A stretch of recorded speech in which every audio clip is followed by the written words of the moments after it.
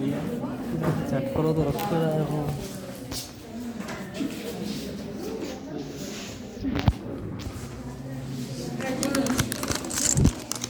अरे उल्टा तो ना लग रहा।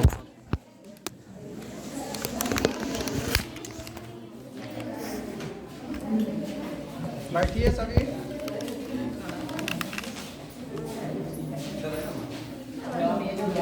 ठीक है। आज सभी नॉर्थ इंडिया के जो भी माउंटेन्स थे उनका हम कल डिस्कस कर चुके हैं।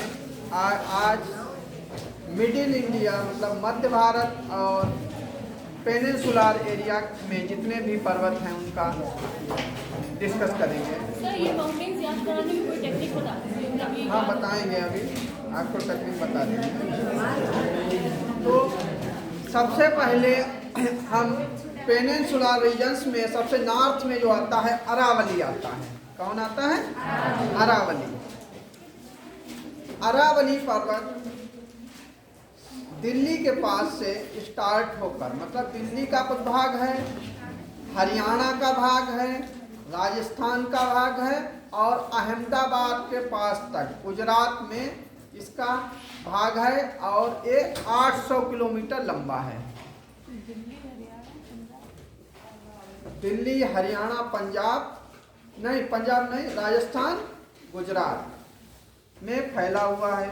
अजमेर के पास से, यहाँ ध्यान देंगे, अजमेर के पास से ये थोड़ा ऊपर की तरफ इसकी हाइट बढ़ने लगती है और बढ़ते ही ये माउंट आबू के पास, माउंट आबू का नाम सुना है? माउंट आबू के पास इसकी ऊंचाई सबसे अधिक हो जाती है और वहीं की एक पीक है माउंट आबू की जिसका नाम है गुरु शिखर। ये सबसे ऊंची चोटी है, अरावली की सबसे ऊंची चोटी है जिसका नाम गुरु शिखर है। अरावली की कुछ और भी चोटियां हैं, उनके भी हम आपको अभी नाम नोट कराएंगे।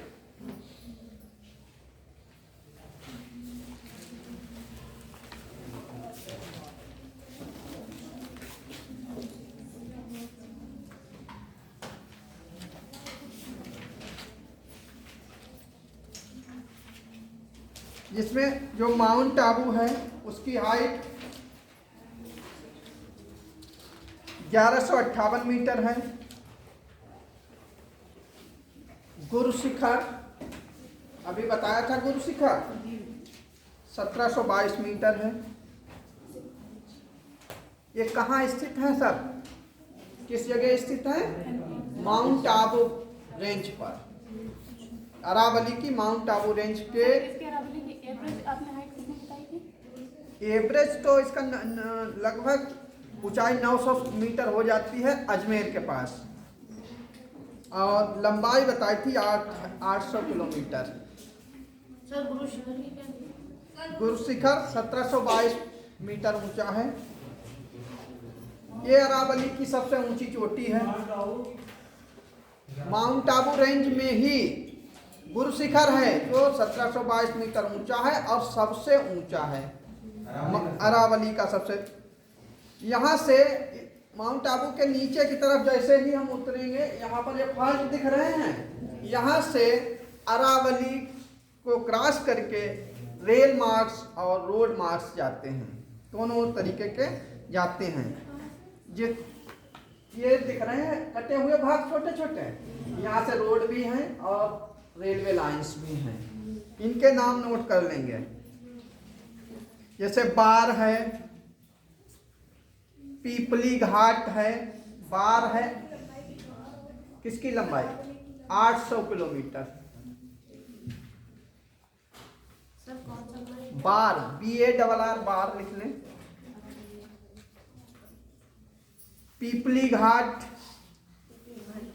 हाँ, देवेयर का नाम, देवेयर इधर के नीचे की तरफ आता है, देवेयर जो इसमें लिखा नहीं है, वहां से भी रोड जाती हैं। ये सब क्या है? दर्रे हैं। तो सामने तीनों के नाम हमने बताए, 1 2 3, वही ये हैं दर्रों के नाम। बार, पीपली घाट, देवयार,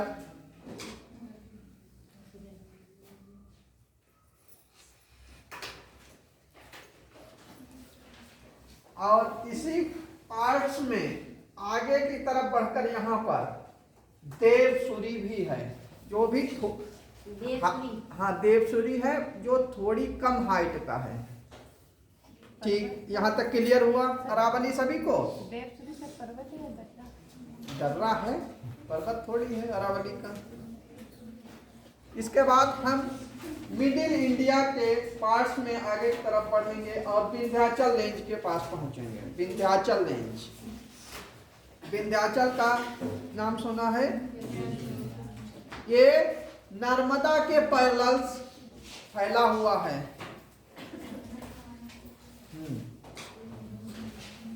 नर्मदा घाटी के समानांतर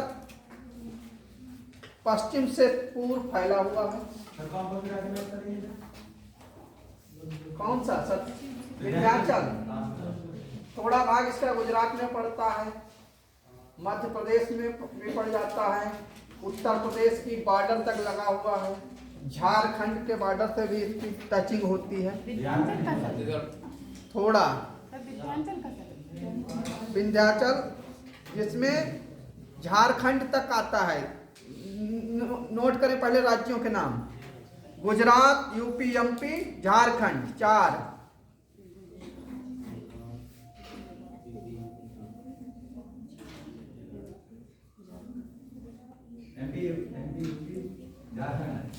हाँ, गुजरात चौथा, चाहे आगे से लिखें या पीछे से। इधर से देखेंगे तो गुजरात, एमपी, यूपी, झारखंड। इधर से देखेंगे तो इधर के वही राज्य हो जाएंगे, जगह चेंज होती रहेगी। आगे चलकर ये जो नर्मदा के समांतर फैला हुआ है, ये पश्चिम से पूर्व फैला हुआ, ये सबने नोट किया होगा। आगे चलकर ये उत्तर पूर्व दिशा में मुड़ जाता है। ये क्या करता है? उत्तर पूर्व की तरफ ये मुड़ रहा है, ऊपर की तरफ मोड़े आ गए, इसमें मुड़ जाता है।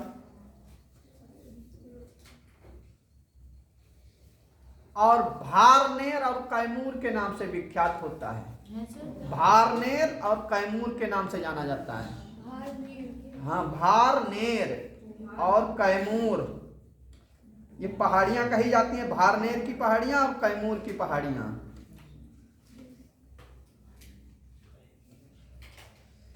इसकी कुल लंबाई 1200 किलोमीटर है।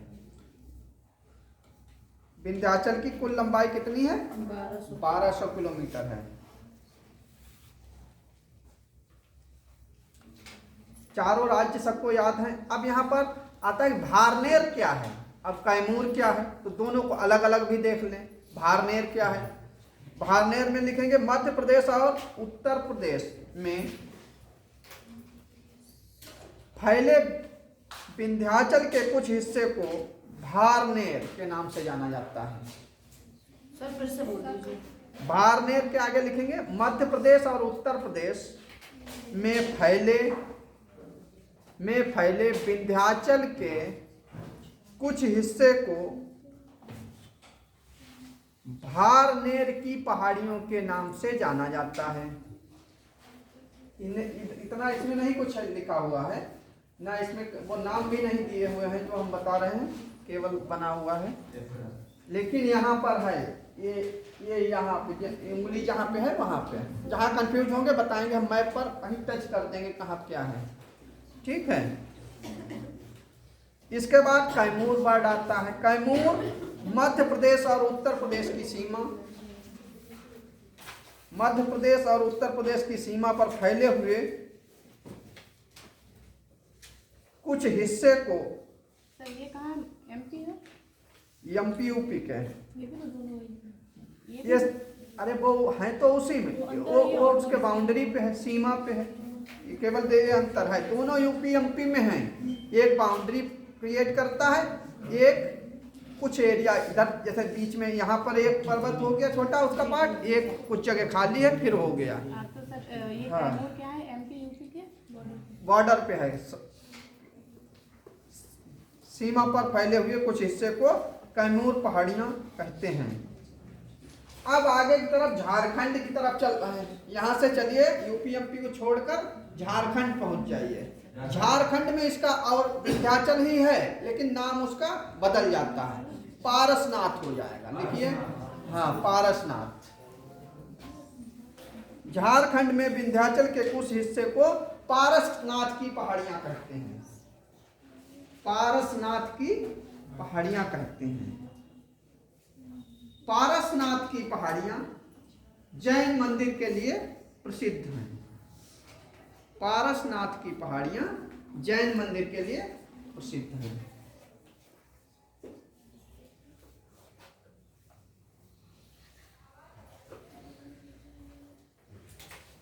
इसके बाद आएगा सतपुड़ा रेंज।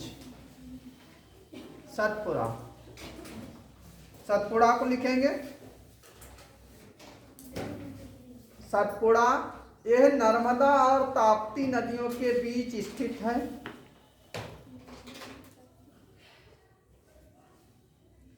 यह नर्मदा और ताप्ती के बीच पश्चिम में, अब यहीं पे लिख लेंगे, बीच में लिखकर पश्चिम में। पश्चिम में क्या है? राजपीपला। पश्चिम में राजपीपला, यहाँ पर राजपीपला है। राजपीपला, राजपीपला की पहाड़ियों से शुरू होकर, राजपीपला से शुरू होकर, राजपीपला की पहाड़ियों से शुरू होकर पूर्व में महादेव और मैकाल, पूर्व में महादेव और मैकाल पहाड़ियों के, मैकाल पहाड़ियों के नाम से जाना जाता है या मध्य स्थित है। मैकाल पहाड़ियों में अमरकंटक तक फैली हुई है। अमरकंटक तक ये फैली हुई है। अमरकंटक से कौन सी नदी निकलती है? नर्मदा निकलती है। ये कौन सा प्रपात बनाती है? धुआंधार, शरावती बनाती है। विश्व का सबसे ऊंचा जलप्रपात कौन सा है? विश्व का, विश्व पूछ लिया है, इंडिया नहीं। किस नदी पर है? कैरो। अब इसके बाद आगे की तरफ देखेंगे। उत्तर में ये देखिए, यहाँ उत्तर में नर्मदा और दक्षिण में ताप्ती नदी हैं। यहीं पर ऐसा क्वेश्चन बनता है कि वो कौन सी पर्वत श्रेणी है जो दो नदियों के बीच है। और कभी ऐसा बनता है कि नर्मदा और ताप्ती के बीच कौन सी पर्वत श्रेणी है, तो सतपुड़ा विंध्याचल दोनों दिए होंगे तो सतपुड़ा को टिक कर देंगे, विंध्याचल नहीं। और लेकिन वो पास ही पास हैं। वो नर्मदा के समानांतर कौन फैला हुआ है? सतपुड़ा, विंध्याचल। और मध्य में कौन है? सतपुड़ा। इसकी सबसे ऊंची चोटी धूपगढ़ है जो 1350 मीटर ऊंची है। धूपगढ़।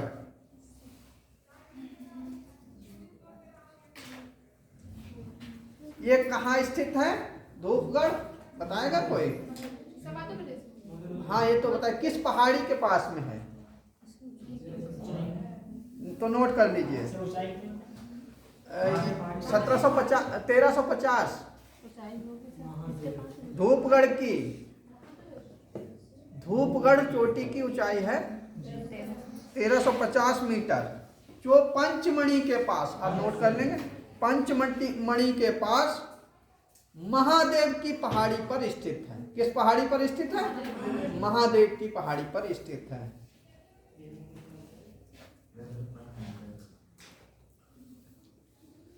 यहाँ कुछ इसकी सतपुड़ा की अन्य चोटियां हैं, उनके भी नाम नोट कर लीजिए। अन्य चोटियों में अस्तुम्बा, दोघर। अस्तुम्बा दोघर जो है वो 1325 मीटर ऊंची है, 1325।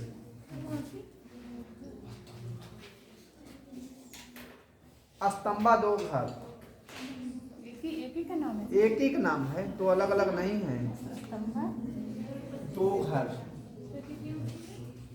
1325 मीटर ऊंची। एक है इसका, एक है, दो नाम, जैसे एक का मेन नाम और सरनेम लगा हुआ है। इसके बाद अमरकंटक, अमरकंटक ये 1127 मीटर ऊंची है। यहीं से नर्मदा निकलती है, अमरकंटक की पहाड़ियों से। और अमरकंटक की पहाड़ियां किस पर्वत श्रृंखला की हैं? सतपुड़ा रेंज की हैं। पारसनाथ की पहाड़ियां किस जगह हैं? विंध्याचल का पार्ट है, झारखंड में है। ठीक, अब यहाँ से ये इतना कंप्लीट हो चुका है, यहाँ तक क्लियर हो रहे हैं। अब ये जो हमारा स्ट्रक्चर इंडिया का पेनिनसुलर पार्ट्स है, इसकी दोनों कोस्ट उठी हुई हैं। एक वेस्टर्न कोस्ट है और एक ईस्टर्न कोस्ट है। इस कोस्ट के लगे हुए जो वेस्टर्न कोस्ट है उसके पास वेस्टर्न घाट, ईस्टर्न कोस्ट के पास ईस्टर्न घाट। यहाँ अब इसकी हम लंबाई भी बताएंगे कि कितना कितना है, क्या क्या नाम से जाना जाएगा, और साथ साथ पहाड़ियों का भी, कौन कौन सी पहाड़ी कहाँ कहाँ पर स्थित है। पश्चिम घाट पहले देख लेंगे, वेस्टर्न कोस्ट, यह श्रृंखला यहाँ देख लेंगे, मुड़ी हुई दिख रही है, जहाँ पे उंगली की अंदर के लिए मुड़ी हुई है। यहाँ से अगर हम देखेंगे तो ये 20 लिखा है, ये 21 डिग्री नॉर्थ से लेकर, और इधर से देखेंगे तो नीचे का जो भी होगा उससे दिखेंगे। तो एक तरफ से हम लिखेंगे साउथ से नॉर्थ या नॉर्थ से साउथ, दोनों लोकेशन मालूम होगी तो इधर का उधर भी कर सकते हैं, उधर का उधर भी कर सकते हैं। ये श्रृंखला 11 डिग्री मतलब 11 डिग्री नॉर्थ से, यहाँ से 11 डिग्री नॉर्थ से कन्याकुमारी,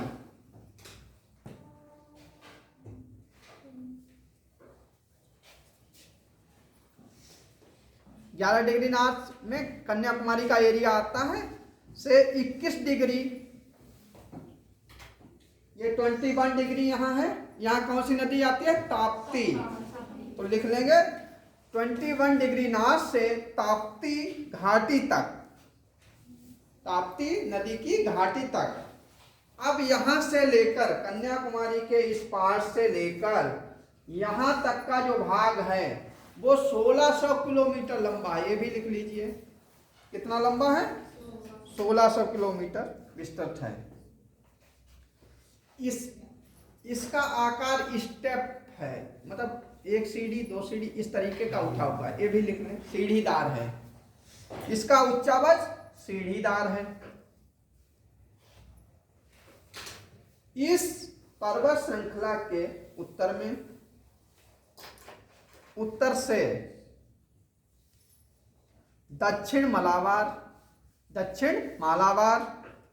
कोस्ट है, मालाबार कोस्ट है, घाट नहीं।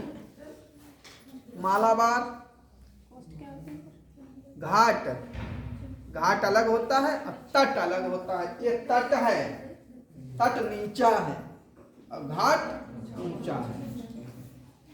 नदी तट, समुद्र तट, अब ये घाट हैं, उठे हुए भाग हैं। उत्तर से दक्षिण मालाबार। हाँ, कभी कभी कहने में एक जैसा लगता है लेकिन डिफरेंस होता है। इस पर्वत श्रृंखला के उत्तर में मालाबार, नीलगिरी, अन्नामलाई आदि हैं। नीलगिरी, अन्नामलाई आदि हैं। हाँ, अन्नामलाई, नल्लामलाई पूरब में आ जाएगी। आंध्र प्रदेश में है नल्लामलाई। सर रिपीट कर दीजिए, मेरा क्वेश्चन नहीं पूरा हुआ है ना। इसका उच्चावच सीढ़ीदार है, ये नोट कर लिया। इस पर्वत श्रृंखला के उत्तर में मालाबार, नीलगिरी, अन्नामलाई आदि हैं। अन्नामलाई, अन्नामलाई रेंज हैं, पर्वत श्रेणियां हैं, चोटियां भी उनकी बताएंगे अभी। ये जब पूर्वी घाट पढ़ाएंगे वो यहाँ पर है नल्लामलाई, क्रम नोट करा देंगे, घबराएंगे नहीं उससे। अब आगे की तरफ बढ़ेंगे। इसी भाग का हम सबसे उत्तरी पार्ट, केवल इतना पार्ट पढ़ाएंगे पहले, फिर उसके बीच का भाग, फिर उसके नीचे का। एकदम पढ़ाएंगे तो समझ नहीं आएगा। तो उत्तरी खंड देखेंगे, हेडिंग ही बना लें, नॉर्थ पार्ट या उत्तरी खंड। इस भाग की औसत ऊंचाई 1200 मीटर है। जो उत्तरी भाग है उसकी औसत एवरेज ऊंचाई कितनी है? 1200 मीटर। उत्तरी खंड, इसका उत्तरी भाग 1200 मीटर, औसत ऊंचाई कितनी है? 1200 मीटर। ये है 16 डिग्री से, ये 16 डिग्री दिख रहा है, 16 से 21 तक है, नोट कर लीजिए। सामने इतना बड़ा दिख रहा होगा, 16 डिग्री नॉर्थ से लेकर 21 डिग्री नॉर्थ तक है। इस भाग को हम उत्तरी खंड कहेंगे। इसकी एवरेज ऊंचाई को क्या कहेंगे? 1200 मीटर हाइट का है ये। आगे की तरफ बढ़ेंगे। इसमें ये है कहां से?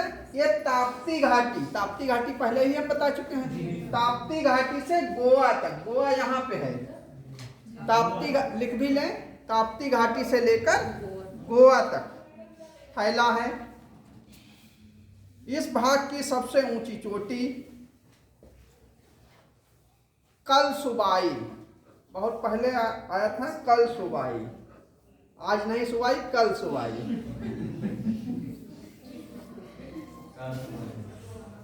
काल सुबाई होता है, कल सुबाई इसलिए कह देते हैं कि आज रखो, आज सुबाई और कल सुबाई कर देते हैं, समझते हो? ये इसकी ऊंचाई नोट कर लीजिए बेटा, 1646 मीटर है ये ऊंची। काल सुबाई जो है 1646 मीटर है। ये इगतपुरी के पास है। कोई पूछ रहा है कहाँ पे है? इगतपुरी के पास है। इगतपुरी गोवा से थोड़ा ऊपर की तरफ देखेंगे तो मिलेगा, एक शहर है छोटा सा। गोवा में नहीं, गोवा से अलग है इगतपुरी। हाँ, आगे देखेंगे सलेहर, दूसरी चोटी का नाम है सलेहर। ये 1567 मीटर है। अब इसकी भी स्थिति बता दें, नहीं पूछोगे। 90 किलोमीटर नासिक से उत्तर में है। नासिक से 90 किलोमीटर उत्तर में ये स्थित है। नासिक से, नासिक फेमस है इसलिए नासिक का नाम बता दिए। नासिक से उत्तर की तरफ 90 किलोमीटर अगर जाएंगे तो पहुंच जाएंगे इस चोटी के पास में। महाबलेश्वर, हाँ, महाबलेश्वर की चोटी है 1438 मीटर। महाबलेश्वर कई बार पूछा गया है। हरिश्चंद्रगढ़,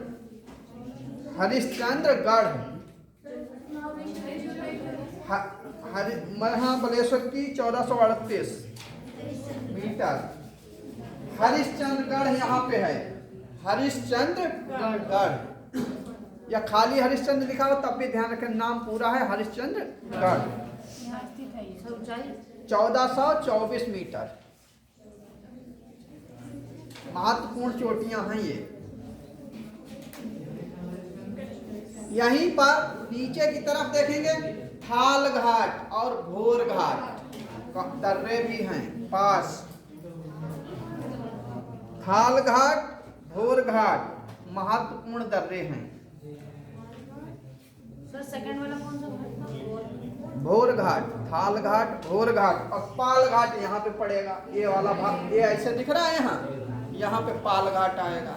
जब इससे और स्टेप नीचे जाएंगे धीरे धीरे पूरा हो जाएगा। यहाँ से चले हैं बिल्कुल यहाँ आ जाएंगे। पढ़ेंगे ऐसे पढ़ने के लिए कहा जाता है, एकेडमिक की तरह नहीं, सीरियस पढ़ा जाता है। सर पालघाट को भी नोट कर लो। अभी नहीं, पालघाट क्यों कर लेंगे, बता रहे हैं केवल। थालघाट और भोरघाट महत्वपूर्ण दर्रे हैं।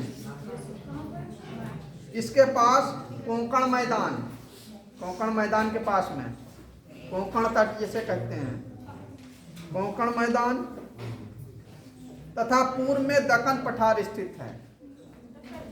हाँ, पश्चिम में कोंकण का तट है या कोंकण मैदान है, पूर्व में दक्कन का पठार है, दक्कन प्लेट्यू। अब मध्य भाग आ रहा है सेंट्रल, इसी को हम सह्याद्री, सह्याद्री कहेंगे। नीलगिरी को की पहाड़ियों से, नीलगिरी की पहाड़ियों से मतलब नीचे से 16 डिग्री तक, 16 भी पढ़ा चुके हैं पहले, अभी 16 पढ़ा लिया। अब नीलगिरी से लेकर 16 डिग्री तक पूरा एक साथ, नीलगिरी से की पहाड़ियों से 16 डिग्री मतलब 11 से 16, समझ में आ रहा है, उत्तर तक फैला हुआ है। इसकी औसत ऊंचाई 1200 मीटर है, एवरेज है ये। और है तो यहाँ चोटियां ऊंची ऊंची भी, मगर एवरेज 1200 है।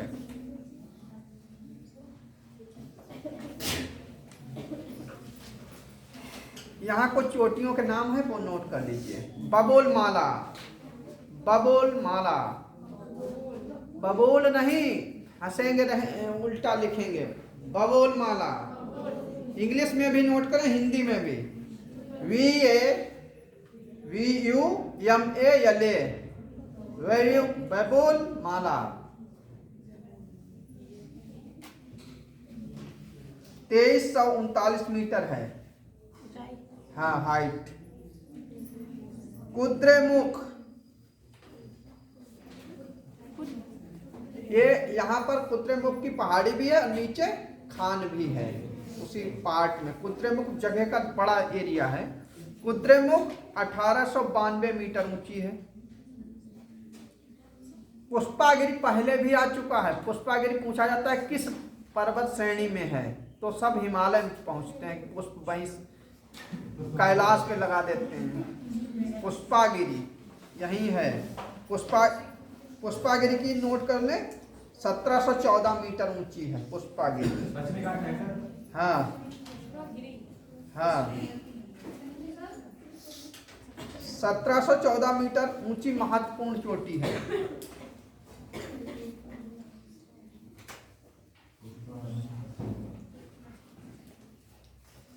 और वहीं से जो ऊपर से नीलगिरी का पार्ट नीचे की तरफ है और सह्याद्री का भाग ऊपर से नीचे की तरफ ये आ रहे हैं, जहां पर ये मिल जाते हैं, वो चीज देखेंगे। नीलगिरी और सह्याद्री का मिलाप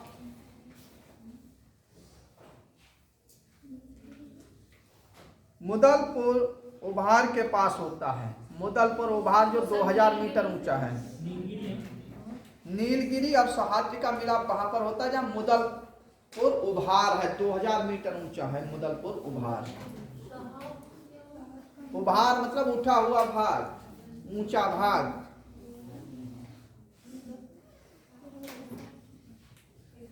जहां पर दोदा बेटा, वहीं पर कौन है, दोदा बेटा। नीलगिरी की सबसे ऊंची चोटी का क्या नाम है, दोदा बेटा। दक्षिण भारत की सबसे ऊंची चोटी अनाईमुडी किस पर्वत श्रेणी पे है, नीलगिरी कौन बता रहा है, अन्नामलाई की श्रृंखला के ऊपर अनाईमुडी है। और नीलगिरी की तो सबसे ऊंची चोटी दोदा बेटा। हाँ ये देखेंगे, दोदा बेटा 2637 मीटर।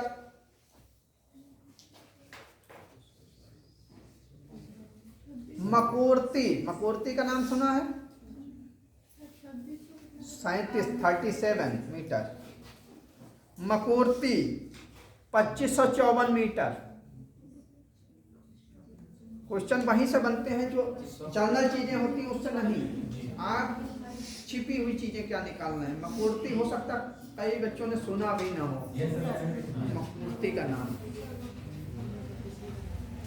और हर जगह नहीं लिखा मिलेगा ये। ऐसी ही चीजें आती हैं तो लगता है कि हमने पढ़ा ही नहीं। ये 2554 मीटर ऊंचे है मकूर्ती, और यही याद ही है सबको। नोट करना चाहे तो कर लें कि दोदा बेटा नीलगिरी की सबसे ऊंची चोटी है, लेकिन दक्षिण भारत कभी नहीं कहेंगे सबसे ऊंची चोटी है। फिर आगे की तरफ ये यहाँ तक का भाग हुआ, फिर इससे आगे चलेंगे, इसके दक्षिणी पार्ट को हम देखेंगे। नीलगिरी के ही दक्षिणी पार्ट को देखेंगे। इस भाग में इसके दक्षिण में, नीलगिरी के दक्षिण में कौन है? यहाँ कुछ नहीं, नीलगिरी अन्नामलाई। इसके बाद क्या आएगा दक्षिण में? अन्नामलाई। अन्नामलाई श्रेणी जिस पर दक्षिण भारत की सबसे ऊंची चोटी अनाईमुडी स्थित है और इसकी ऊंचाई 2695 मीटर है। 2600।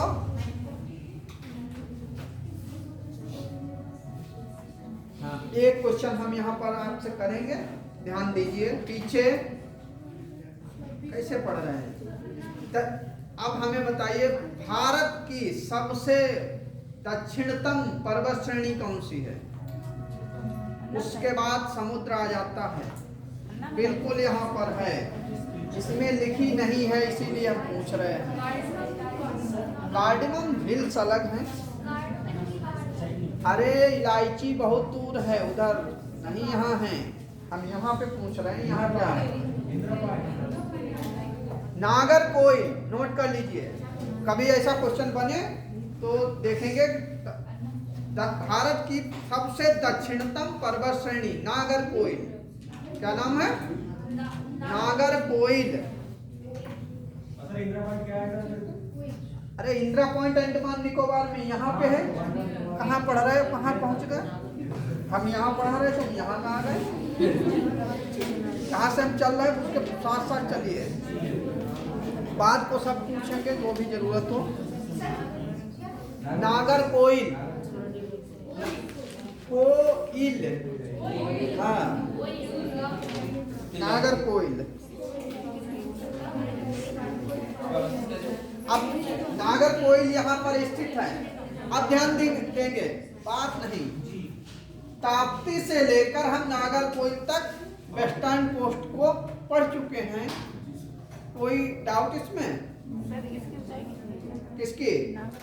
नागरकोइल 1000 मीटर के लगभग पैरेलल्स हो जाता है और उसके बाद नीचे की तरफ झुक जाता है। चोटी नहीं है, ये श्रेणी है, इसकी कोई चोटी ही नहीं है, सब लगभग सेम है, थोड़ा थोड़ा स्टेप बनी हुई हैं। कन्याकुमारी जाएंगे तो देखेंगे ये ऐसा ही दिखाई देता है। 3-4 बार हम ले जाके टूर दिखा चुके हैं बच्चों को कैसे क्या है, इसीलिए उस तरीके से सब एक एक मालूम है। बहुत सी चीज़ें लिखी नहीं है बुक्स में, लेकिन वही चीज़ें आती हैं तो फंस जाते हो। इसके बाद हम यहाँ से स्टार्ट हो गया, यहाँ से समुद्र आ जाता है, भारत का कोई भाग नहीं बचता है। अब हम ईस्टर्न कोस्ट, पूर्वी घाट पर चलेंगे और ऊपरी भाग से नीचे की तरफ आएंगे। फिर तो पूर्वी घाट, ये भाग भारत के पूर्वी तट के सहारे, मतलब ईस्टर्न कोस्ट के सहारे है। पूर्वी घाट किसके सहारे है? पूर्वी तट के सहारे है। तट का अर्थ वो होता है जैसे जहां पर पानी टच कर रहा है समुद्र का या नदी का, वो तट कहलाता है। अब घाट ऊंचा भी हो सकता है, नीचा भी हो सकता है, हाँ, जरूरी नहीं कि वो उठा ही हो। अब यहाँ से हम सबसे पहले ऊपर महानदी के पास से चलेंगे। महानदी कहाँ है? किस राज्य में? पीछे खड़े हो जाओ, हाँ पीछे बताओ, सही है। महानदी उड़ीसा से शुरू होती है और वहीं से तमिलनाडु तक, ये तमिलनाडु हमने नीलगिरी का बताया था, नीलगिरी तक, तमिलनाडु में नीलगिरी तक फैला हुआ है। कौन सा? पूर्वी घाट। सर तमिलनाडु में नीलगिरी तक फैला हुआ है, तमिलनाडु में नीलगिरी की पहाड़ियों तक फैला हुआ है। ये भाग मालिया और मधुगुला, मालिया और मधुगुला कोंडा श्रेणियों का बना है। मालिया मधुगुला कोंडा, हाँ कोंडा नाम आएंगे सबके पीछे, बाल कोंडा, पाल कोंडा भी देखो जुड़ जाएंगे सब।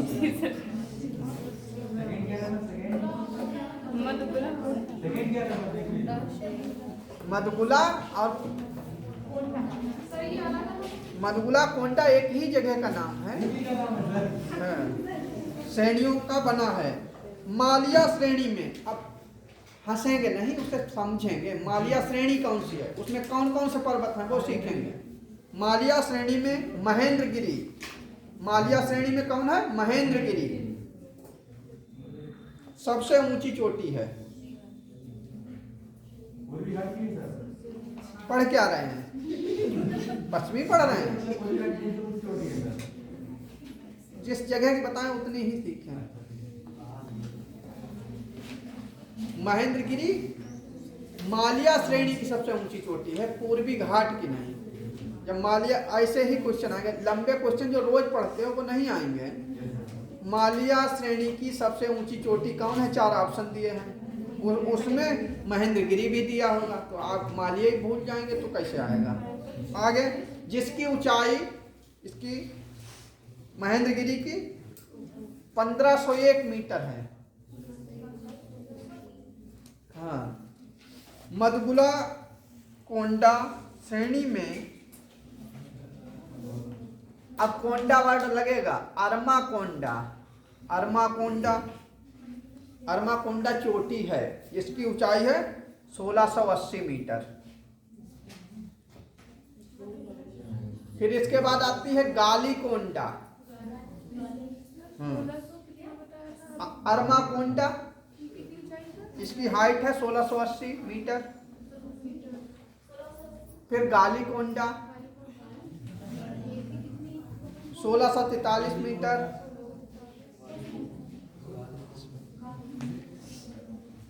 फिर इसके नीचे की तरफ आएंगे, यहाँ पे आएंगे, ये यहाँ पर सिंकरम गुट्टा है। क्या नाम है? सिंकरम गुट्टा। हाँ, सिंकरम गुट्टा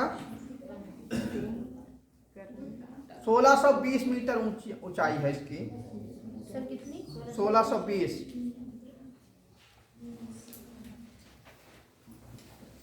ये यहाँ का हो गया। इसके नीचे के भाग में हम देखेंगे, इस भाग का दक्षिणी भाग पाल कोंडा, दक्षिणी भाग, उसमें कोंडा वर्ड जुड़ेंगे सब। पाल कोंडा का आता, पाल लिख लो इसका। इस भाग का दक्षिणी भाग पाल कोंडा श्रेणी कहलाता है। क्या कहलाता है? पाल कोंडा श्रेणी है, उसमें कई चोटियां होंगी। अब चोटियों के नाम भी बता देंगे कौन कौन है।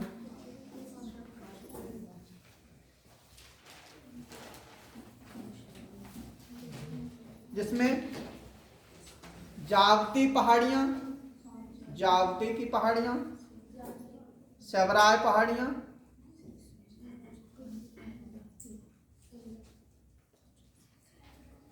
बिलीगिरी रंजन, बिलीगिरी रंजन भी एक बार आया था। बिलीगिरी रंजन कहाँ है ये?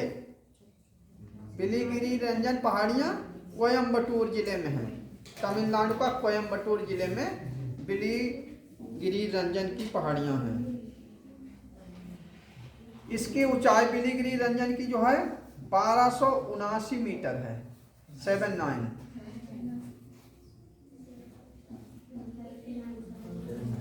बिलीगिरी रंजन यहाँ आ गए। इसके बाद पूर्वी घाट नीलगिरी की पहाड़ियों के पास पश्चिमी घाट में मिल जाता है। इसके बाद पूर्वी घाट नीलगिरी की पहाड़ियों के पास पश्चिमी घाट में ज्वाइंट हो जाता है, मतलब जुड़ जाता है, मिल जाता है। इस पॉइंट पे सर ये मिलता है सर दोनों, हैं? कौन से पॉइंट पे मिलते हैं सर ये दोनों, पूर्वी घाट और पश्चिमी घाट? हाँ, क्वेश्चन ऐसे बनेगा, वो कौन सी पहाड़ियां हैं जहां पर पूर्वी घाट और पश्चिमी घाट दोनों मिलते हैं? तो नीलगिरी की पहाड़ियां हैं। सर नीलगिरी। हाँ, नीलगिरी, हाँ दोनों मिलते हैं वहाँ।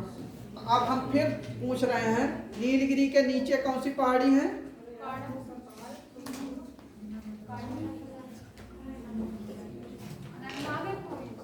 अन्नामलाई, अभी बताई थी।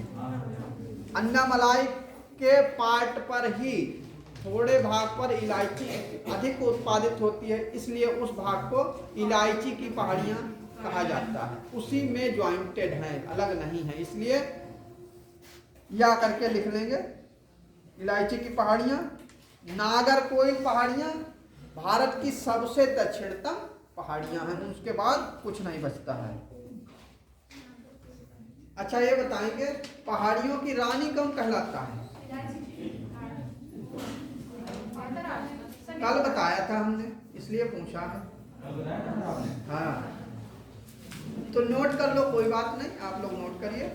नीलगिरी को पहाड़ियों की रानी कहा जाता है। नीलगिरी की पहाड़ियों को पहाड़ियों की रानी कहा जाता है। नीलगिरी जो है उसे पहाड़ियों की रानी कहा जाता है। ऐसा क्यों कहा जाता है सर इसे? वहाँ पर पूर्वी घाट और पश्चिमी घाट दोनों आपस में मिलते हैं। जब किसी के, बहुत व्याख्या हो जाएगी लंबी, ठीक है, सिर बन जाता है और उस पर मुकुट रख जाता है, फिर उसके बाद वो राजा या रानी कहलाता है। इसलिए ये पहाड़ी है, ये रानी कहलाती है। अगर ये पहाड़ होता तो राजा कहलाता। अब विस्तृत व्याख्या न सुने, इसमें से अब और कंफ्यूज हो तो फिर पूछ सकते हैं। अब इसके बाद बचा हुआ भाग हमने बताया था, जो मांडवा की पहाड़ियां हैं गुजरात में, काठियावाड़ जिले में, ये भी नोट कर लें।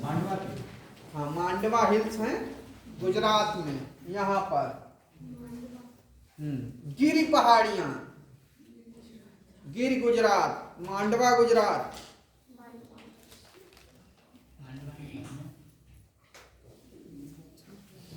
काठियावाड़ गुजरात में स्थित है। काठियावाड़ गुजरात में। सर दोबारा रिपीट। मांडवा की पहाड़ियां या मांडव पहाड़ियां लिख लो। मांडव पहाड़ियां गुजरात के काठियावाड़ जिले में स्थित हैं। वहीं अभी हम पढ़ा चुके, फिर भी हम क्वेश्चन करेंगे। सेवराय पहाड़ियां कहाँ स्थित हैं? तमिलनाडु में। इनका एरिया भी नोट कर लो, कितने वर्ग किलोमीटर हो सकता है? 50 वर्ग किलोमीटर के लगभग ये हैं। अंडमान निकोबार की भी चोटी हम कल बताई थी, सैडल पीक। इसकी हाइट कितनी है? कौन बोला इतना? कैसे? सैडल पीक ऊपर की तरफ है, उत्तर में। 1600 मीटर। किसकी? Saddle peak 738 metre.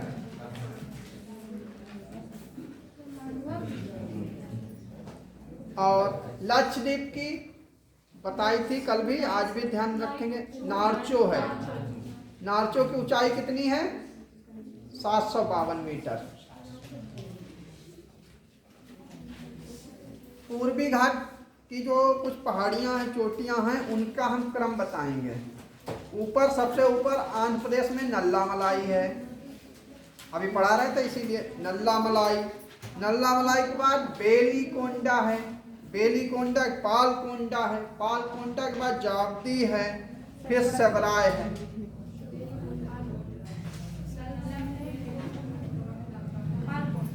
हाँ, बेलीकोंडा के बाद पालकोंडा है, पालकोंडा के बाद जावदी है, जावदी के बाद सेवराय है।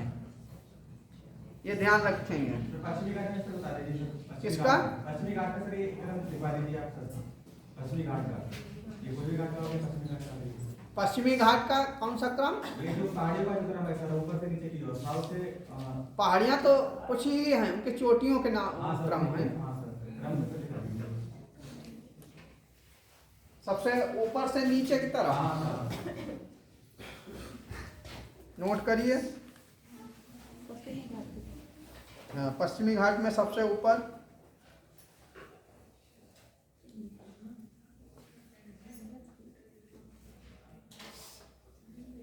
कलसुबाई सलेहर, कलसुबाई सलेहर, कलसुबाई सलेहर, महाबलेश्वर, हरिश्चंद्र, ये इधर उधर है थोड़ा बहुत। वही नहीं खरीदा। हरिश्चंद्र,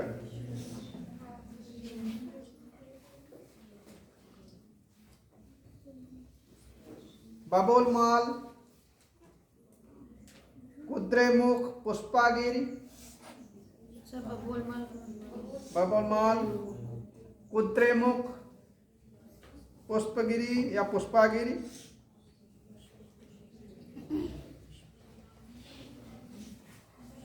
दोदा बेटा, मकूर्ती, सब उत्तर से दक्षिण सीधे आ रहे हैं नीचे की तरफ।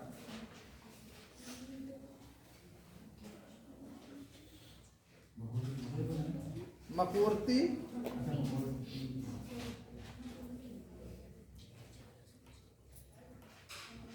अन्नामलाई, हाँ, नागरकोइल, नागरकोइल सबसे दक्षिण में हो जाएगा।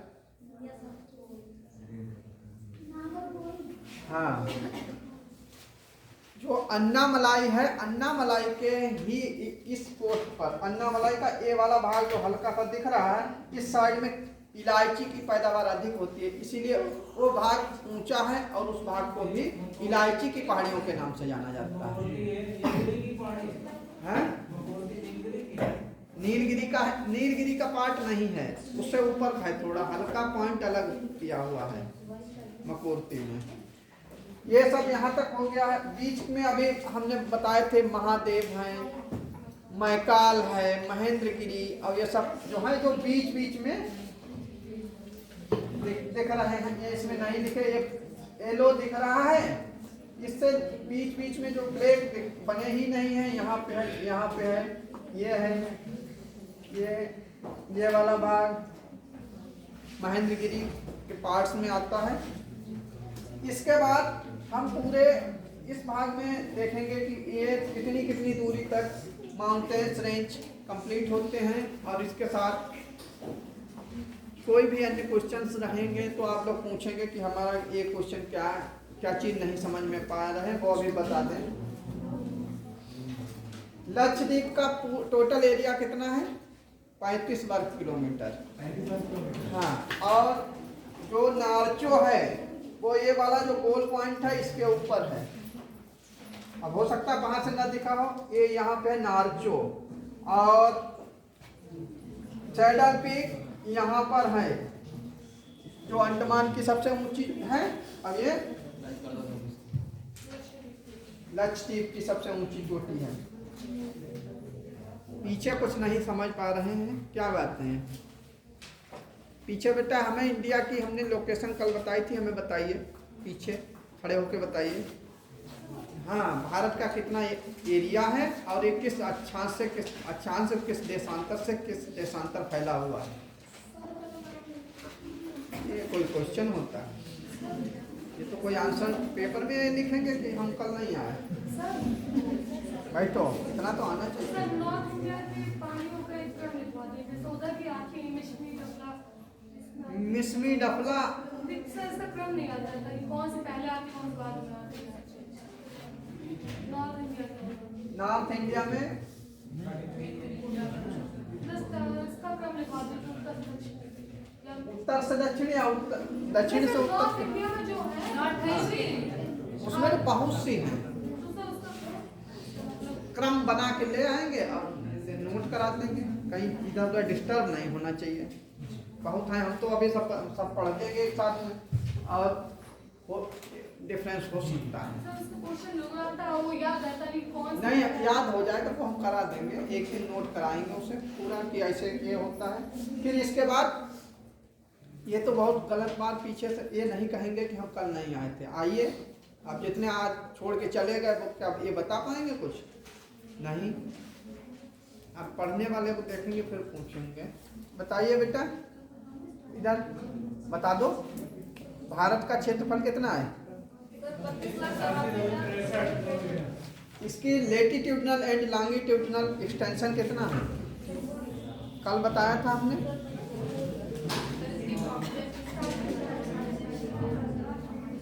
और इसकी गोर माथा से लेकर किबुत तक कितनी लंबाई है? 32-14 कौन बता रहा है? तो ऐसे इतने क्वेश्चन चला गया। ये यहाँ से यहाँ तक का है। भारत का दक्षिणतम पॉइंट कौन सा है? मुख्य भूमिका, मुख्य भूमिका, मुख्य मेनलैंड का पूछ रहे हैं। मेनलैंड में कन्याकुमारी आएगा। 8 डिग्री 4 मिनट कल भी बताया था, बार बार भूले ना। और टोटल पूछा जाएगा तो इंदिरा पॉइंट आएगा, वो अंडमान निकोबार द्वीप समूह में है। यहाँ पर ये वाला भाग, और सबसे उत्तरी भाग इंदिरा कॉल ही रहेगा।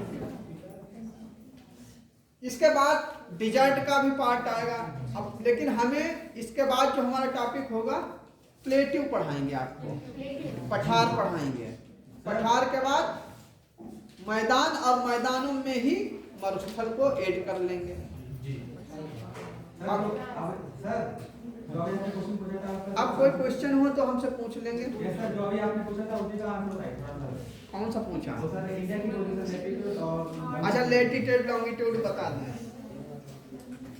ये यहाँ से लाइन एक सीधे पड़ेगी, वो लॉन्गिट्यूड होगी, खड़ी लाइन, और पड़ी लाइन अंग्रेजी हिंदी का कोई अर्थ नहीं, आपको सीखना आना चाहिए। अगर अंग्रेजी भी पढ़ें तो लॉन्ग लंबी खड़ी, लेटी मतलब लेट गई, पड़ी हुई, ऐसे याद किया जाता है। वैसे तो अक्षर बहुत दुरूह लगेंगे। और देशांतर मतलब पूरा डिवीजन कर रहा हो। और अच्छांश, एक कहते हैं हल्का अंश मात्र है अच्छांश। देशांतरों से ही समय का डिवीजन किया जाता है। अगर एक जो वृत्त होता है उसके डिग्री कितनी होती है?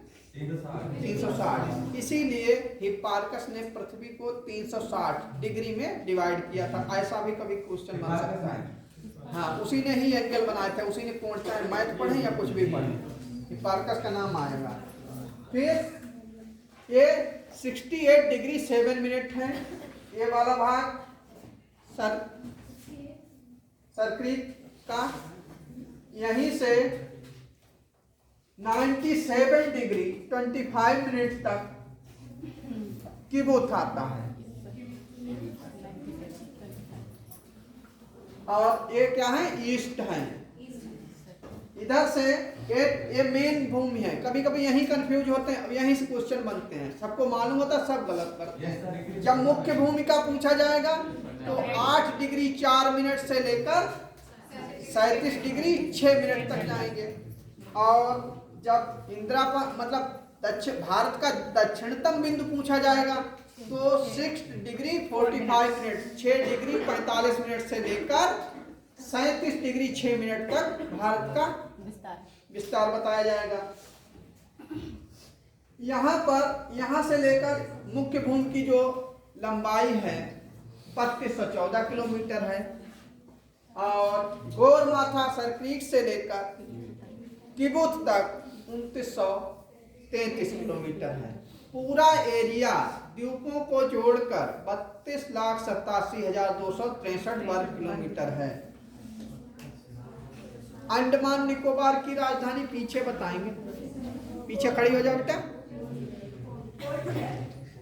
इनसे पूछा, इन्होंने नहीं बताया। हम उसी से पूछेंगे जिसे मालूम नहीं होगा।